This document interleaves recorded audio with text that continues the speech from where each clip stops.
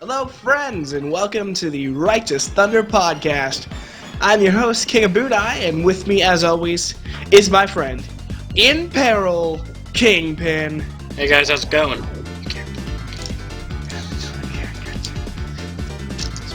And we have a really awesome show for you this week about nonsensical and unscripted bullshit that we think is awesome. So, with that said, all the games Kingpin played this week. The same games as every other week, so buckle up and prepare for the ride. And remember to put us in another tab or do whatever you want to do with this video while you happen to be doing whatever else you're doing. And Absolutely. As derp as our picture may be, well, it's there. It's not gonna change. much. That was your cue to actually look at it, because he totally changed it like 2 times on you. Anyway. So, Kingpin, anything interesting about the same 2 things you've played every week? Oh, well, TF2, the Two Towers update just came out just over a week ago, I believe now, maybe a little bit longer. Not a whole lot that really affected me a whole ton. However, I did take the opportunity to start using the Baby's Face Blaster because it got a nice little buff. It's really, I love it so much, and it's weird because I don't even play Scout that much. Like, I just started getting the Scout milestones now. I mean, and I picked up the Baby's Face Baby's Face Blaster. Blaster. English. Just because we're talking about babies doesn't mean you have to talk like one. Oh, wow. Dick move, King of Bunai. Wow, Entire I'm such a jerk. podcast is babies. Anyway, yeah, I definitely remember it for being not very effective scout weapon, just because that speed boost you get every time you hit somebody would automatically reset every time you jump. It actually has been changed a little bit too. Basically, you lose like an eighth or something of it every time you jump. Okay. And then I think it's bigger if you double jump. It's okay as long as you don't jump a whole ton, but you can still jump when you need to. Okay. That's pretty cool. But yeah, I can definitely see it being a really fun item to use. I remember just like dicking around wearing my gibbous and like fucking heart monitor and all that bullshit while like just running around everyone, being a little asshole who didn't kill anyone but was just too fast to hit. Yeah, that's really actually kind of hilarious as Scout. Like, if I end up playing on Harvest a lot because I enjoy King of the Hill and everyone is obsessed with that map. Basically, a lot of the time when I'm playing Scout, I'll just like hit a whole bunch of things. I have the that stupid Fish. Hatchet thing. The stupid meat cleaver. Flying guillotine. Flying guillotine. So I'll just hit someone with that and then start shooting, and then eventually my speed's just so great I just run around everyone. Hell yeah. Speaking of Gibbuses, though, I do have a little tiny story I can tell from the last week of just basically doing nothing but playing it like every night and not sleeping. Nothing wrong with that. One night I'm playing on Harvest as always. For some reason, I cannot find a random game that is not Harvest King of the Hill. I don't know why. Well, I tell you what. But We basically, like that Harvest. I'm not one to generally complain while playing TF2. I understand that some people prefer classes over others. Some people just want to have fun with whatever they want to play as. But you hit a point that starts to get a little bit ridiculous. Yeah. Such as the point where we had won 0 rounds in over an hour, and we had 5 snipers on our team that were doing basically nothing. Other than dying. A lot.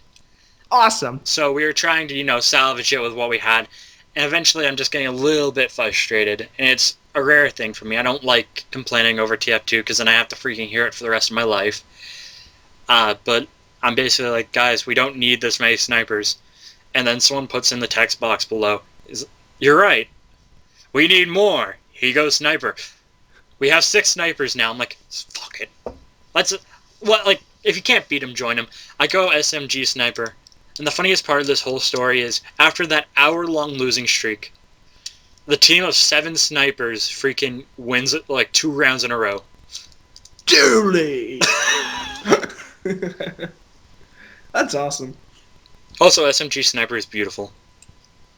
Nothing is quite as satisfying as no one expecting you to come running at them, so they have no idea what to do. You mean beautifully shit? Of course, but the Of moment course, you see that little SMG kill thing, you know someone didn't expect it, and you know that, and you feel a little bit warm and fuzzy inside. That's awesome.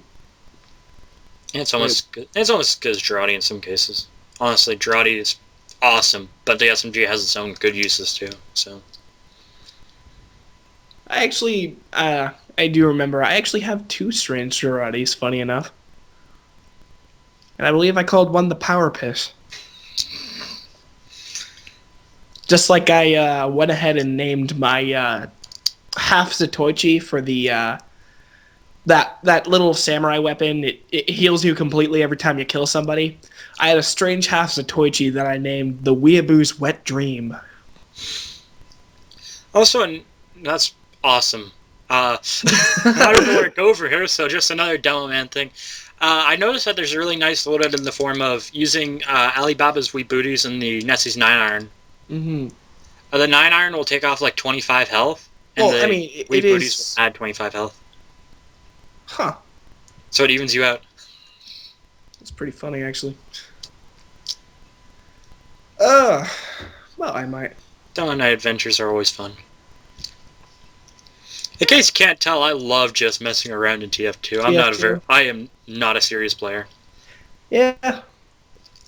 Again, I'm more of a, I do like dicking around, but sometimes I like playing man versus machine and seeing and getting my golden weapons and all that. I still need to do that.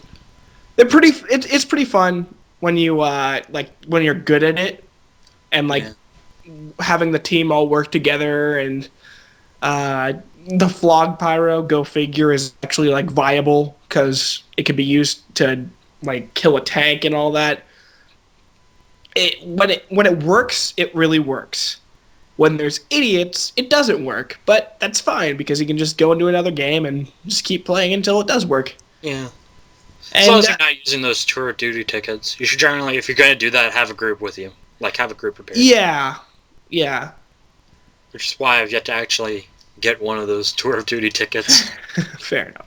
I can't, like, whenever I'm interested in playing MVM, it's like, no one else wants to play. Yeah, for sure. Oh gosh, what was I gonna say? But yeah, TF2 rocks. TF2 is always gonna rock. I think, for sure, it's going to be around for a long time. Long ass time. Obviously, anyone listening to this probably plays TF2 if they're moderately into PC gaming. It's really kind of easy to run now. I mean, I have the laptop that's like 4 years old that freaking runs TF2. I had a $200 computer laptop that somehow ran it, and not well, but ran it to the point where I was having a good time. Yeah, well, as long as you can get about 40 frames per second, it's acceptable. Yeah, for sure. Although, you could always just make it if your computer's so bad, like it's like a $50 computer you bought at like a thrift store or something. God help you if you're trying to watch this on that, but you could always just force low res mode and go into Team Fortress 64.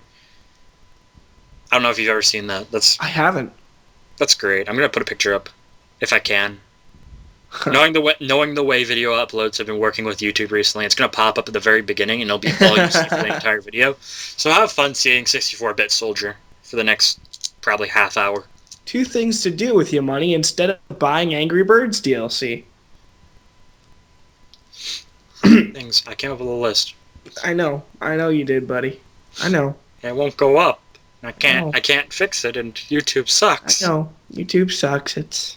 We're gonna be okay. I don't know what I'm gonna do. I'm broken. Epic segue into stuff. So, last Friday was Black Friday.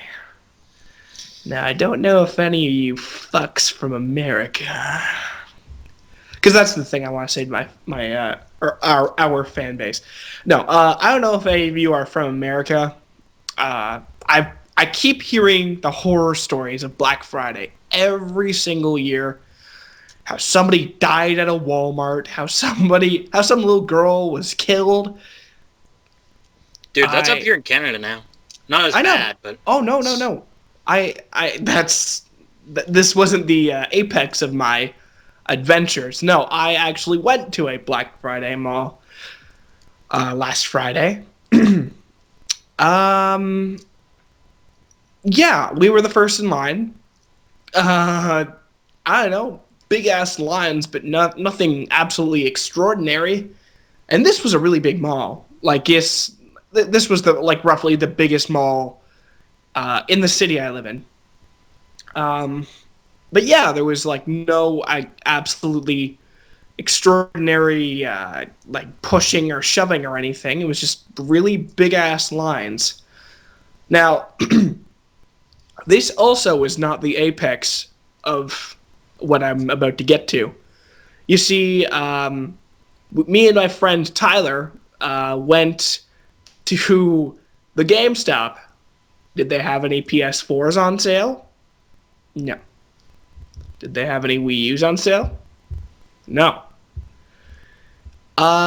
Pretty much nothing was on sale. And the hilarity of it all was that, oh, hey, Bioshock 2, $22. At the same fucking time, Steam was having an autumn sale where Bioshock was $20. So you could actually just fucking buy a Steam card and pay less for this game. Actually, pay even more less because I saw it at one point for 75% off. Oh my god. GameStop can't, they can't have a deal, ever, that doesn't fuck over anyone. Dude, did I tell you when I went on vacation, when I went away, on the last day we went to this mall, and I freaking got told to F off by the GameStop employees. Oh my god. They were 2 minutes away from opening the store, and they were all behind the counter. And I tried, they have those stupid doors that look like they just open right up, but they had it locked, and I didn't notice. I tried to open it, and the guy looks over and he's like, "F off." He's like, wow. That was the mouth movements, and everyone and all the employees stared dead at me, and they're giving me dirty looks. I'm like, wow, thanks. Thank you. Wow. GameStop, everyone.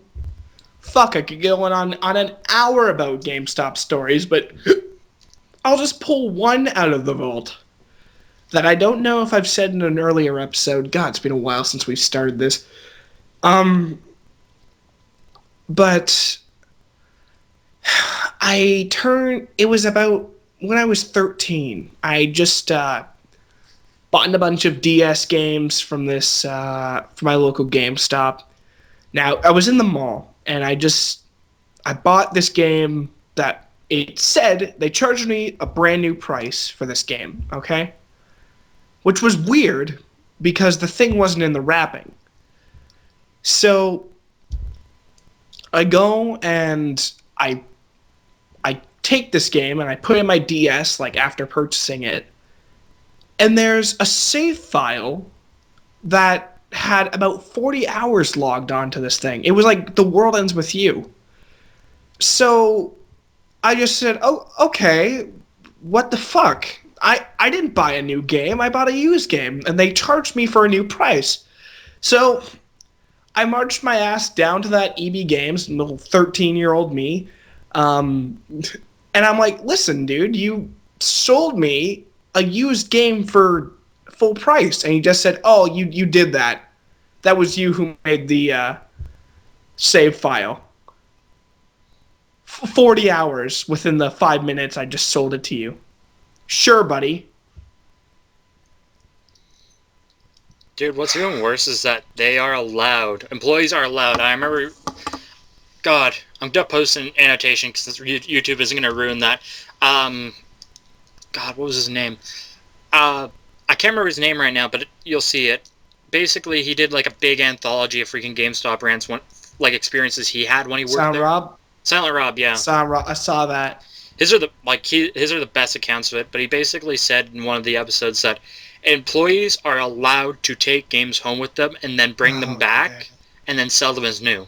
That's retarded. Like, that's a genuine type of retarded. It's not a new game, guys.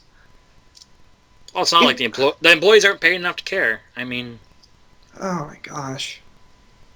and don't get me wrong, not all GameStop employees are complete and utter dickheads. It's just absolutely not. like I see a few that are nice, and then I have the guy that shows up at the mall who says that I'm some sort of monster for going to freaking independent game stores. Yeah. So I mean, really, it's a mixed bag, like with anywhere. But I mean, there's just so many freaking terrible experiences people have with them. Absolutely. People who don't know what they're doing and all that stuff. But yeah, and their company policies are just ass backwards as fuck, designed to fuck over anyone. That rewards program is just so fulfilling. Man, I freaking spent 10 minutes once saying no to all their different offers. Oh my I'm not even joking. They had like a whole bunch of promotions on, and they're like, would you like to sign up for our Edge card? Would you like the Game Informer subscription? Would you like to try out our new demos? Would you like to get a EB Games gift card today? Would you like to buy anything else today? No. Would you like to reserve these new titles coming out? No. Would you like the warranty? No. Would you like the extended warranty? No. Would you like to reserve Barbie's horse adventures? No. Yes. Knew I'd get you on that one. Would you like anything else today? No. $2, please. You're selling off the PS2 stock. Man, I bought so much stuff when they like hawked off. I think they still are. They hawked off a bunch of the PS2 stuff, and it was like, I got like Bully and GTA 3 for like $2. That's awesome.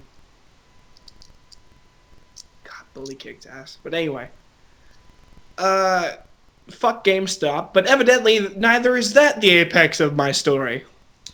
Oh, jeez. You see, deep in the depths of the Black Friday mall that I go to, which will remain unnamed, there was a store. Stop fucking calling me on Skype. There was a store that housed buy one, get anything off. Get anything in the store 50% off. This store housed the manliest toque of all time. It was a Viking helmet with an attached beard, braided nonetheless. Pure craftsmanship in each of these braids. The helmet itself would look respectable if it was just the helmet being worn, but attached to that golden beard. I'll never be cold outside again. Now, while I left that store and paid $6 for my beard hat combination and a Deadpool t-shirt, though I got very many strange looks on my way out of the mall, I did not regret a thing. Because friendly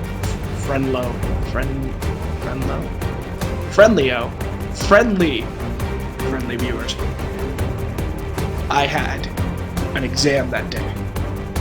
And that exam was for me going on air. And I was seriously tripping balls about what I was going to say on air on this radio station. But then I grabbed the hat. This beard gave me courage. The toque gave me warmth. It all together provided a stylish combo, the likes of which no one has ever seen. This hat is the ultimate hat, and nobody can take that away from me.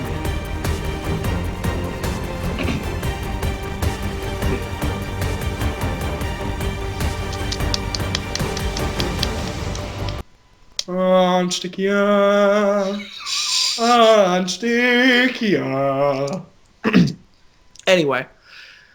Link to that. Congratulations, friends. We have met the apex of my story. It only took us 20 minutes to get there, probably. Yeah. Okay. But who's counting? I actually am not. Well, me neither, evidently. Because my Mac has an update thing right over where the call thing should be. Yeah! Why no, Steve? I do not want to update my Mac. I'm telling you, the ghost of Jobs is haunting me. Anywho, Kingpin, did you pick up anything in the last 2 or 3 weeks that we haven't done a podcast? Yes, I have, actually. I picked up a couple of things. I got a Game Shark for Game Boy, which is something I wanted since I was a little kid. I always, like, envied that one guy who had, like, all the rare Pokemon, and I was, like, too stupid to get them. And he, like, would just be like, yeah, well, just get a Game Shark, man. It's so easy. I can put all my Pokemon on level 100 and have, like, 50 Mew. That guy was my hero. Yeah. Even though he was a dirty cheater. And an asshole. And now I can be a dirty cheater, too. Yeah. I also got the Adventures of Batman and Robin for the Genesis. We'll try that again. No, let's leave it like that. No. Actually, Go for the back Sega to the Saturn. Start over. Sorry, go on. And it came with like the box and everything. And at first, I thought this was. It went from a very good moment to 2 very bad moments to a very good moment in the end. This freaking box is its own story. I get the box, and the box looks, it's... Apparently, Genesis games eventually started printing out on cardboard, which everyone hated, instead of those, plastic cases that I really love. But basically, this cardboard box looks really okay on the outside. It's a little bit beat up, but obviously, it's a freaking game that's at least 20 years old about. Around there. Mm-hmm. And I'm like, okay, well, it's fine. It's only $7. I mean, that'll be fine. I get home, I open up the box, and the insert, which has like the cartridge and everything, it's freaking destroyed. I'm like, okay, this is getting a little bit worrying. And then I'm like, trying to pull out the thing, and out falls a Sonic 2 manual. I'm like, oh no. In case you don't know, I own Sonic 2 on just about everything except for a freaking calculator, because it comes with everything. In fact, I bought a lot of games, and I bought them for the other games, and along came 2 copies of Sonic 2 for me. I already had a complete in-box copy. But here it is, a Sonic 2 manual sitting in front of me, and the worry creeps into my head. They didn't check it at the store. I freak out and I start, like, frantically trying to get this freaking game out to see what it is. There's nothing wrong with being touched by someone you like. I freaking... But if someone tries to touch your copy of Batman and Robin without your permission, that's no good. Like, I was like a man possessed. I freaking opened that box like no one has ever opened a box before. I freaking pulled the cartridge out, I closed my eyes for a few seconds, I opened it, oh, Batman and Robin! Oh, thank God. The Adventures of, not the movie adaptation. I'm not even sure if that was on Genesis. But just for reference. The anime. Yeah. I know what you mean. Which is fantastic. I love that game so much. Oh, cool. It's an awesome little platformer. It's hard, though. Cool. Well, that was scary. Yeah, near-death experience. I mean, near Sonic 2 experience. Please go. Please. God. No, anything but that. God, I have 2 versions of it on GameCube. I had the freaking DS one. I have the Mega Collection for PC. I have, I believe, the Xbox Live version. I have the Mega Genesis Collection version. I have it. Came for free with something on God knows what. It comes on like every Genesis compilation. And I have a lot of them. I think I have it on PSP. I have it on freaking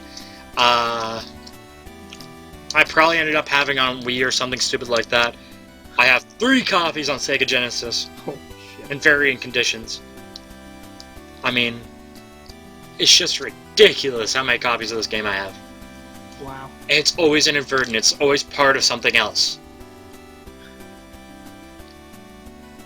And the only reason I had the box copy was because it was like $3. I'm like, okay, well, it's in box, and I love Sonic 2. Thank God for that obsession. Yeah. Holy shit, dude. That is a lot, though. Yeah. Well, it's always part of something else. Like, it's like, oh wow, this neat little compilation of all sorts of cool Sega games they've really... Oh, Sonic 2. oh hey look, it's a whole, oh my god, they're doing a free game, give it Sonic 2! Okay. That's what you wanted, right? That's what you wanted. Yeah, that's what I wanted. I want to play it again. I want to keep my options open in case I want to play on every single console that's ever existed. Oh, holy shit.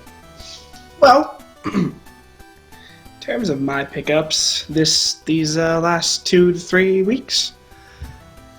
Okay, where to start?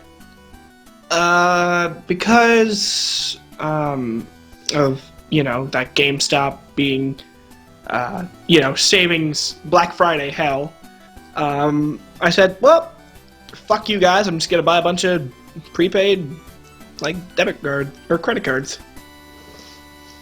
See how much profit you make out of that. I used part of it to get a skin on League. I used another part of it to save up for when a skin comes out on League, and I'll tell you why. There's a skin called Reindeer Kog'Maw. It's obviously cute and the cutest thing ever. If anyone out there is a League player, you'll know that Kog'Maw. Well, now I'm coughing. You'll know that Kog'Maw is a dirty little void monster who vomits on his opponents. It turns Kog'Maw into a reindeer, and there's also a skin called Silent Night Sona, which I don't know exactly how it makes her look, but Christmas themed, obviously. Anyway, I've seen a video that is, when these two joke together, they sing sleigh bells. Or no, sorry, they sing Deck the Halls. And it's a matter of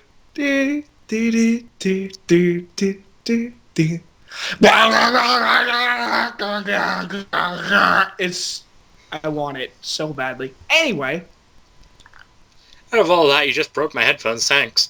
on PS Vita, fuck, what the hell did I buy? Shit, I forget. It'll come back to me. And everyone, yeah, we need to get a bit serious here again. Same music I was playing for the Beard story. Okay. So I walked into my local independent game store with the Beard of Courage. I walked in, and what did I see on that counter? A boxed copy of Pokemon Silver. I want all of you to imagine this. This box looks motherfucking brand new, out of the plastic. There's no wrinkles, there's no nothing, and it's shining. I go up to the man at the counter and I'm like, hey, anyone reserve that game? He replies with a one-word answer that would change my night forever. No. I bought that shit like no one's ever fucking bought before. As my beard assisted me in finding my wallet from my pockets, my beard also laid out the money on the counter. And then I walked out of the store. Pokemon Silver, box in hand. Thank you, Based Beard. Thank you.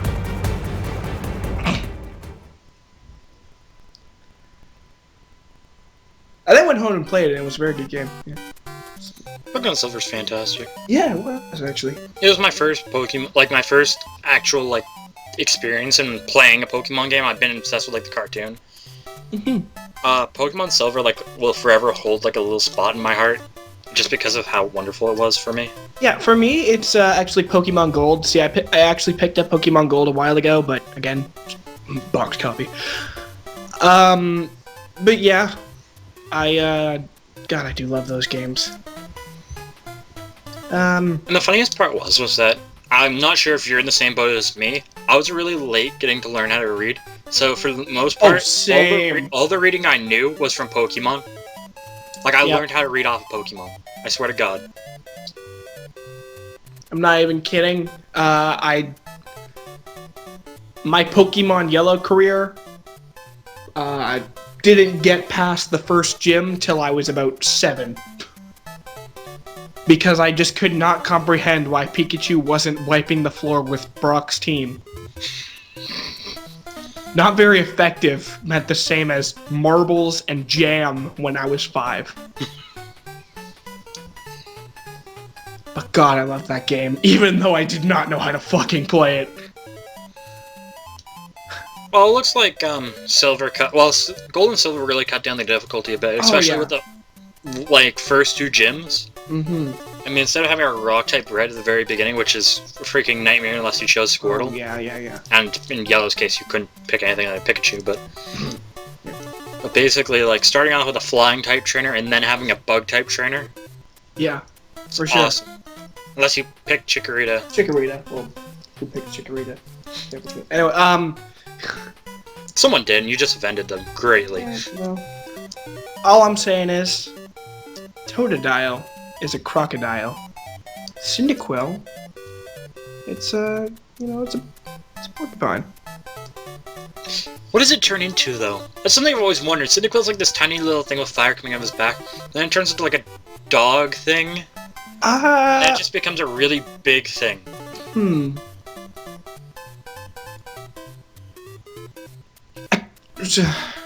You know what? It's probably there somewhere.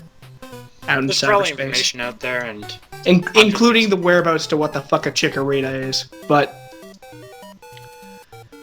oh gosh, I actually had a point to all this. Are we back? Oh yes, no. I ever since age 5, King of Bunai, at that point being Prince eating glue Abunai, couldn't get past the first gym. I have ever since raised a level 100 Surf Pikachu named Charles to be the greatest Pikachu of all time. It was a challenge. He got the shit kicked out of him a lot, but he's there. Too bad you can't get him out of Gen 2. Yeah, definitely a shame, but I think I like it. Just out of sheer nostalgia that I can see that shit in Pokemon stadiums. Yeah. Good old days and all that bullshit. But, anywho. That being said, you could make a replica of Charles, and there's a Pikachu Forest in one of the black and white games. I can't remember which. See, that's true, but there's a completely new meta that just destroys any viability of Pikachu. Okay, obviously. Yeah. And that's most Gen 1 Pokemon nowadays. Meanwhile, Pikachu had the second best special attack with the right item in the game back then. So, yeah. Dude, Pidgeot was like a ridiculously powerful Pokemon in Gen 1 and 2. And look at it now, like I have it on my team as a joke. Yeah, and same with like Graveler and Golem and shit like that. Super cool Pokemon. And now, Surf. Yeah. Actually, true story, Pidgeot got a buff for X and Y. Really? Yeah, 10-point speed boost. It's neat. Base stat. It's not the best in the world. Of course not. But it's still outclassed by everything, but Pokemon's, they're pretty specific with like what they feel is going to be not useful. Like no matter how hard you try, Butterfree can't be good. Well, nor can that Beedrill. being said, I highly recommend making a team of Pokemon you like and trying to build around it. Absolutely. Like my team has quite a few weak Pokemon on it, but I still hold my own okay against people. Yeah. I'm, of course, strictly speaking, tournament-wise. Anyway. Yeah, obviously. If you're just playing with friends, freaking build a team with crap. Why not? Freaking all Caterpies. Why the fuck not? Kingpin, you feel like giving us a little bit of a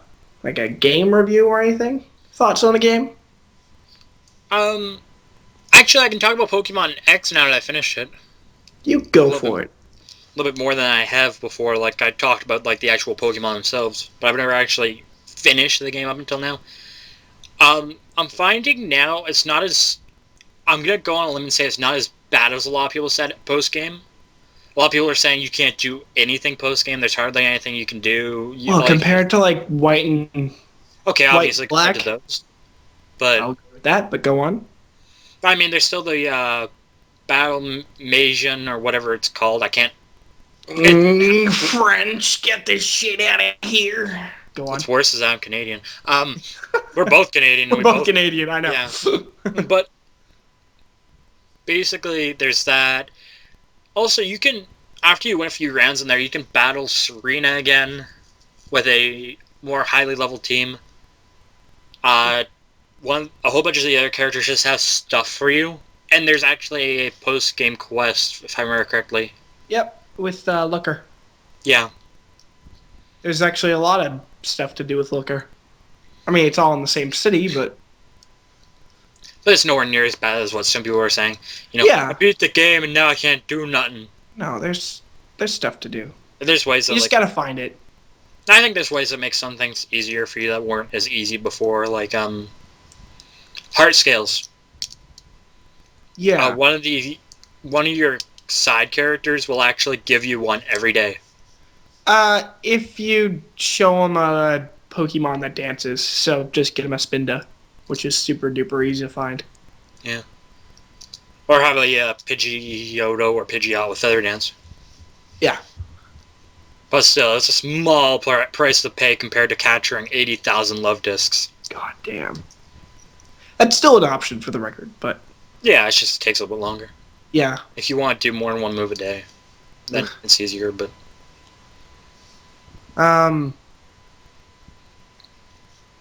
Really, though, I did enjoy Pokemon X and Y a lot. It was really freaking... I absolutely loved the experience. Absolutely. And I really like this... I really like how everything looks in 3D. And I can't wait to see how even more of the old Pokemon will look in 3D once I bring them over to via that Pokemon Bank thing. I'm kind of terrified to see what my Sentinel looks like. I really want to see what Groudon looks like. Groudon's my favorite Pokemon. I imagine Groudon will look fine. It's just some of the Pokemon that tend to get a little bit overlooked. Yeah. Pokemon that are incredibly popular that I'm a little bit worried about. Mm-hmm. They've done a pretty good job with it, though. Yeah. Yeah, for sure. Just little touches like Gengar still doing the little dance thing. I think you mentioned that before. Oh my gosh, yeah. Gengar does like a little troll dance. It's like a little jig when he's standing there. It's a little jig. I love... he did that in Pokemon Stadium, and I like that remained constant. And that's the... that's how they kept him. That's pretty cool. Actually, looking at the graphics of Pokemon X and Y, like the battles, it reminds me a lot of the Stadium games. Mm-hmm. They look very similar. Absolutely. Well, a lot less blocky. Yeah, less blocky, but it's like it's cleaned up. It'd be like if they HD remade Pokemon Stadium. Which is really cool. And for the record, I would not mind at all for there to be another Pokemon Stadium on the Wii U. Who the fuck would mind that at all? That'd be fucking awesome. I think Battle Revolution came a little bit close. I haven't actually played Battle Revolution, though. Battle Revolution came close, but it didn't have what Pokemon Stadium had. Like, it had rental Pokemon, but like instead of being able to choose anything, all you got was like pre-made teams. Okay, that kind of sucks. I don't know a whole lot about Revolution other than you can do battles. I'll actually go back a bit into that, because being a person who's actually played through the entire thing twice, character customization, which was new for the first time ever at that point, and no mini games, which was to me just the biggest disappointment ever. People watching have to realize how many evenings we put into freaking mini games in Pokemon Stadium. Oh my god, Or that used to be Stadium 2. That used to be our teenage life. Every freaking Friday, if we went to King of Bunai's house, we'd play Pokemon Stadium 2 until like 3 in the morning. It was beautiful. I love that game. I still love that game. I just don't understand how they could get rid of minigames. It's ridiculous to me. If they just made Pokemon Stadium 3 and threw a bunch of minigames in there, you'd have the audience. First of all, because it's Pokemon. Since you're appealing now to some of the older fans of Pokemon with this new Red story, Pokemon... Fuck, I forget the name of it. Origins. There you go. You're appealing to them now. You got their attention with Origins. You give us a new stadium. And that's like the circle of nostalgia right there. Got your audience and you're making money, Game Freak. Now, isn't there a connectivity between the Wii U and 3DS? I'm sure there is. I don't know, but I'm sure there could be. I'm sure it's easily possible. Like, I'm not sure, but quite possibly they could do something with, like, having the 3DS have the game come with, like, a big box like the old Stadium did with, like, that transfer pack. Yeah, I don't. And have, like, a little accessory that attaches that would connect it to the Wii U, maybe? Well, no, like, maybe wirelessly. Maybe they just... I think what they could do is they just patch the X and Y games just to look for... Wii U consoles. Wii U consoles, exactly. And then... Or maybe you do it through... God. Yeah. Pokemon Bank. Maybe. Maybe. Yeah. Well, I mean, you're paying $5 a year. Have more than 2 games to accept it. Yeah. So, I don't know. There's a lot of ways it definitely could work. Absolutely, but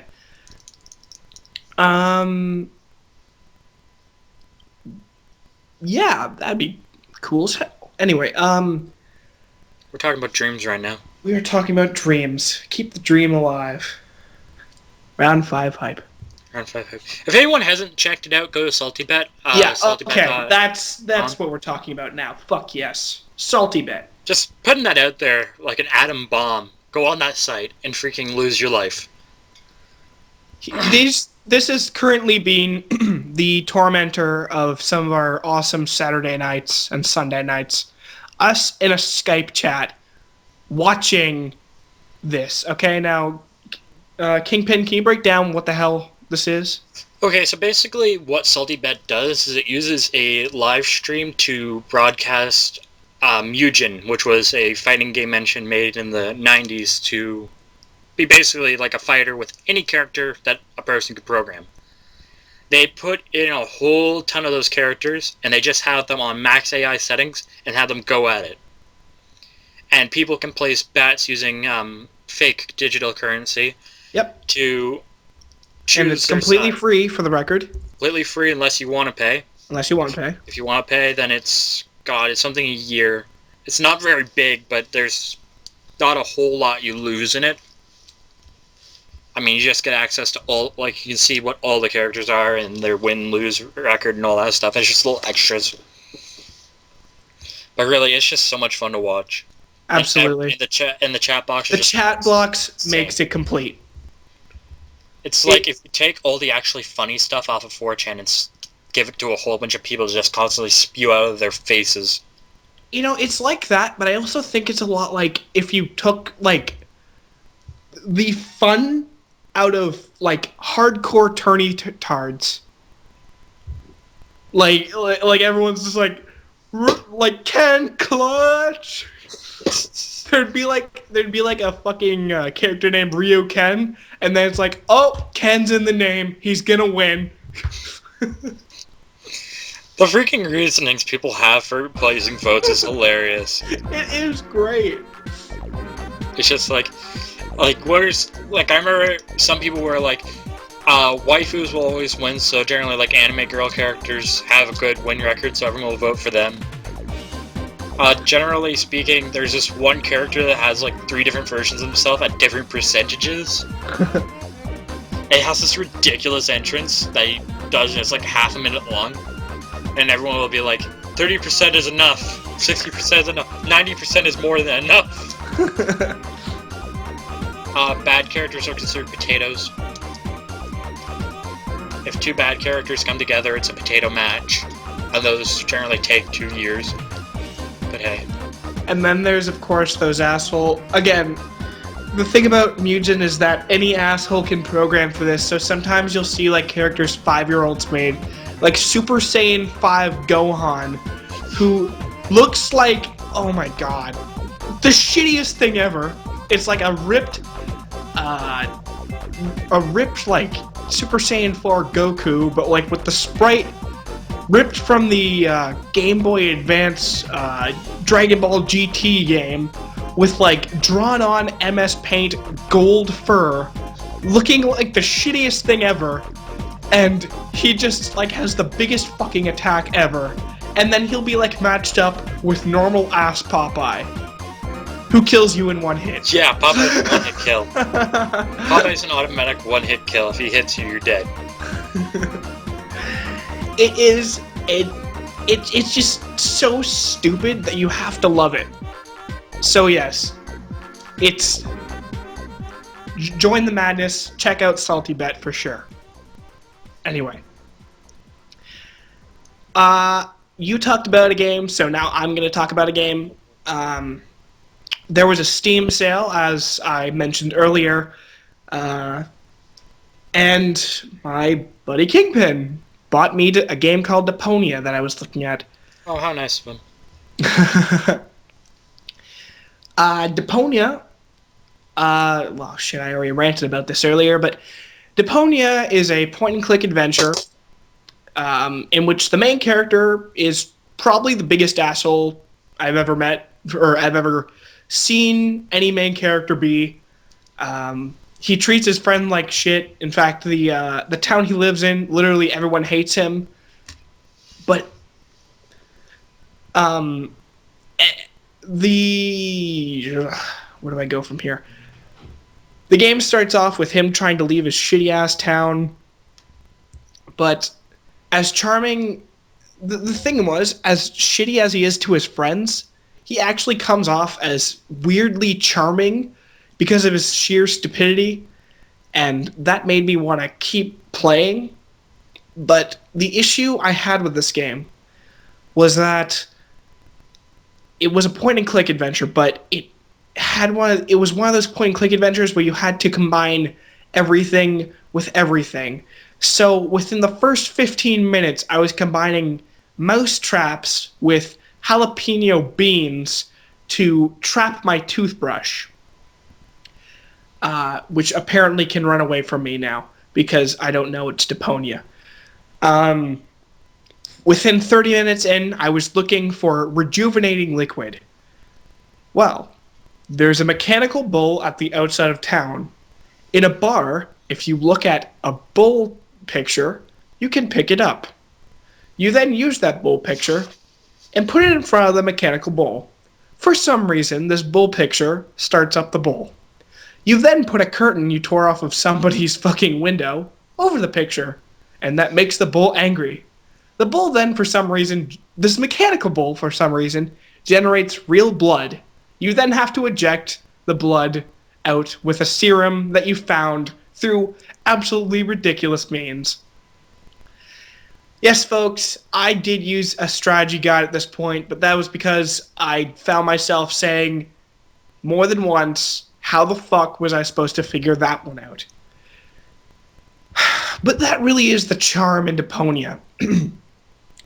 So, getting frustrated with this, with me having to constantly go back to check the strategy guide, it was really taking my experience out of this interesting story. Even if the character was a complete jackass, you still end up loving him. I just ended up looking up a walkthrough on YouTube and seeing what happened with all the characters, and after finally, like, it kept me there.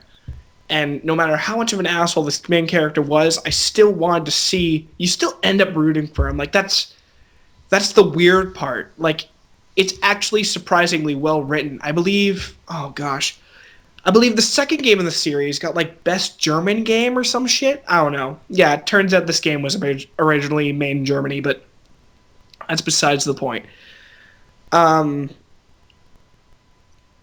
After getting through the third game, I finally realized that, wow, like, it actually made me a bit sad. But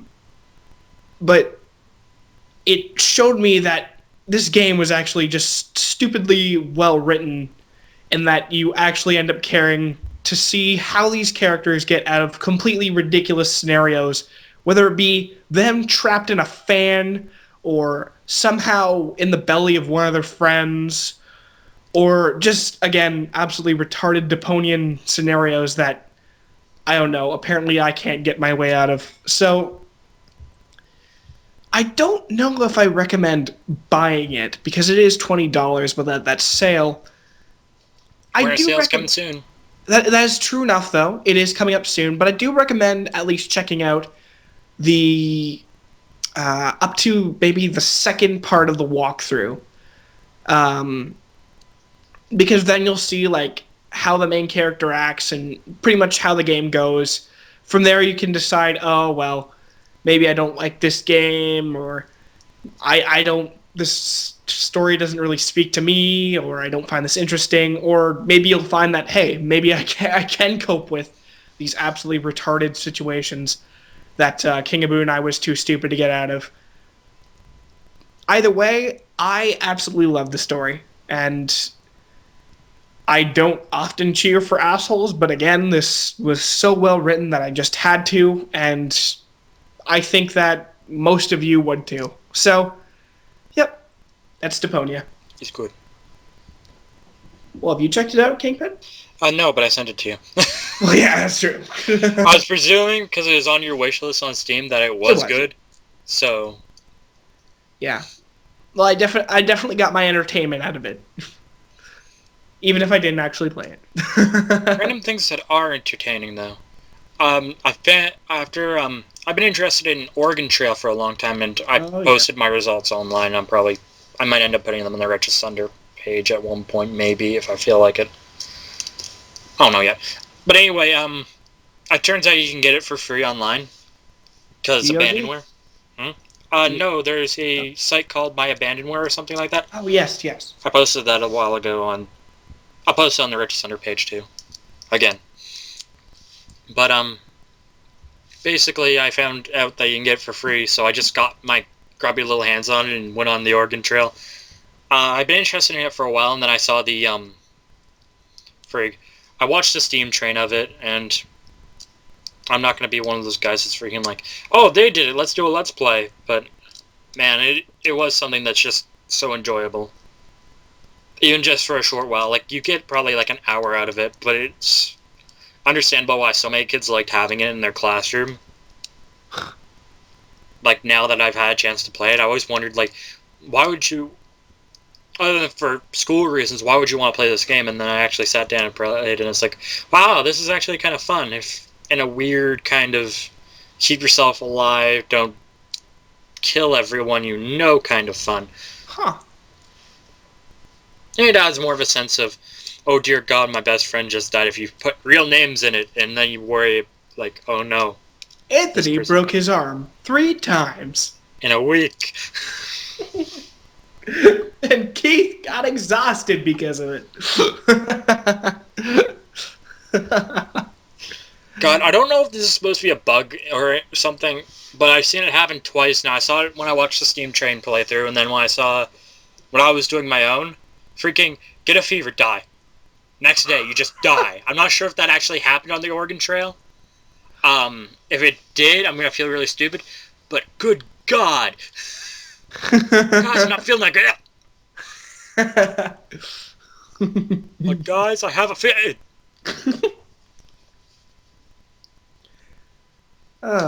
Jeez.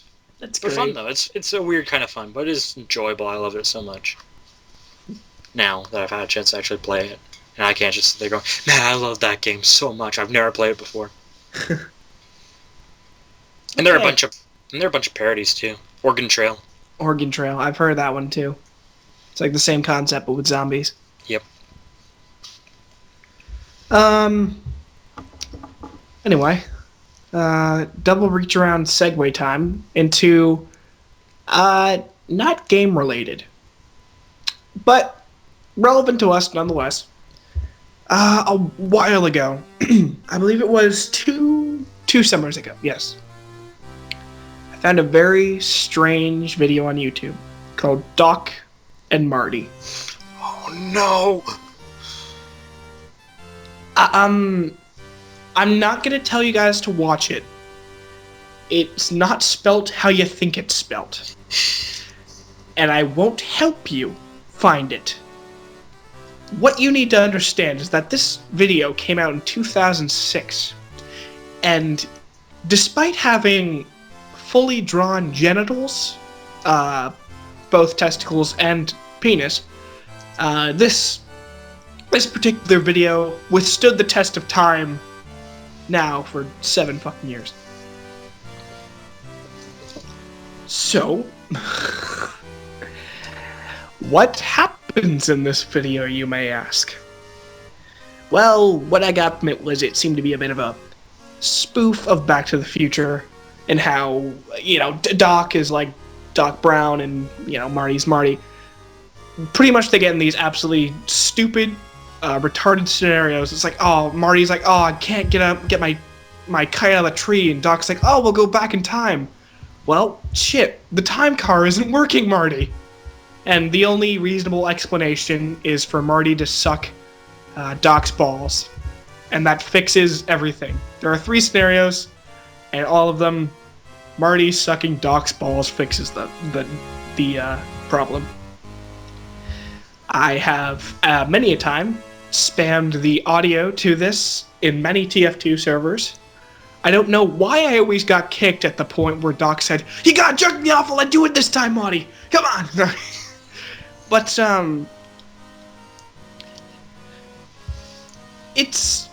it was strange, and it was a bit of a cult classic in our little friend group. Here's the fucked up part. Same guys, again, this video's been around for about... Thing is, though, it's got like about 400,000 views by now. It's been around since 2006, again, fully drawn testicles and all that. And the same guy who made that pitched a show to Adult Swim called Rick and Morty. A little bit less on the nose that it's a parody of Back to the Future, but it has the same premise, minus the ball sucking. And the pilot, or the first episode, actually recently came out because Adult Swim actually took it. I don't know if they saw the original one, but they did take it.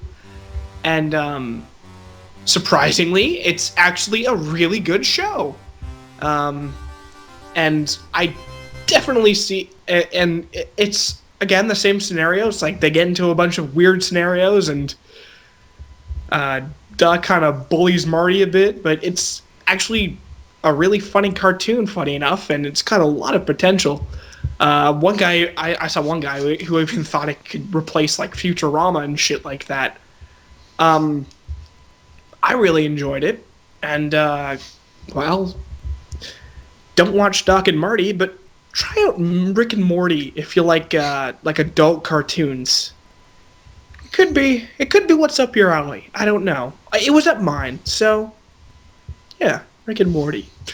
Also, fun fact, I do believe I read somewhere that the guy actually pitched Doc and Marty as an Adult Swim program. He wanted to pitch it like that. If I remember correctly. I remember reading it somewhere. I don't freaking remember where. It was a while ago. Alright, now I'm even more confused. Neat. Adult Swim will freaking accept anything that they think will be funny. Yeah. I don't think they really care. Well, I'm actually kind of happy. Well, if that is what they pitched to Adult Swim, then I am happy that the finished product is a lot more refined than the shitty animation that came from that. And I'm kind of pleased that there's a lot less ball sucking in. Yeah, well, there isn't actually any ball sucking in the first episode, but that's awesome. Yeah, but it is actually surprisingly well animated and well drawn and all that. And to me, it was a good watch. So, try that out, Kingpin. And, fellow Righteous Thunder podcasties.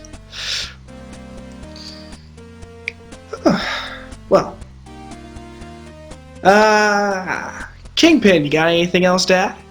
No, I think it's about time to send it off for tonight. Yeah. I'd say it's a pretty good I think we've had a good run, and we've talked about a bunch of things. Yeah. We're all happy now. Yeah, all happy. No, this time, no message about not being an asshole online. And we are not dance instructors, contrary to popular belief. We get emails almost every... Well, I'm not sure if you ever checked the Register email, but I get emails a lot asking to check out dance YouTube videos. Oh. We're not dance instructors. We have nothing to do with dance. We cannot check out Hillary's neat new dance video because I'm speaking for myself on this one. I don't like dance really. It's not my thing. No. You can speak for both of us on that one. I'm okay. not a dancer. We don't like dance that much. It's not our thing. Now and then the good Queen of Bunai makes me, but past there, no. Hell no. Hell no. We ain't dance people, so However, feel free to send us your Call of Duty videos, and we will mock you. Oh, please! Drastically. Please send us a Call of Duty video. Maybe we can make a new segment about people thinking they're pro in first-person shooter games. Did I just amalgamate an idea for this podcast? Yeah, maybe. Out of my ass. If it ever happens, well. We'll be the first to know, but you'll be the second to know. People listening. Yes. Right. Well, with a good fuck you to Machinima, I'm your host, King of Bunai, and with me, as always, is my friend in Peru. In Peru? In Peru! Hey, how'd you get over there? How'd you get over there, Kingpin? I went for a jog. It was fun. Shit. With me, as always, is my friend in Peru, Kingpin. And we are go. We are go. Bye. Bye. Next week, maybe. 1 year from now.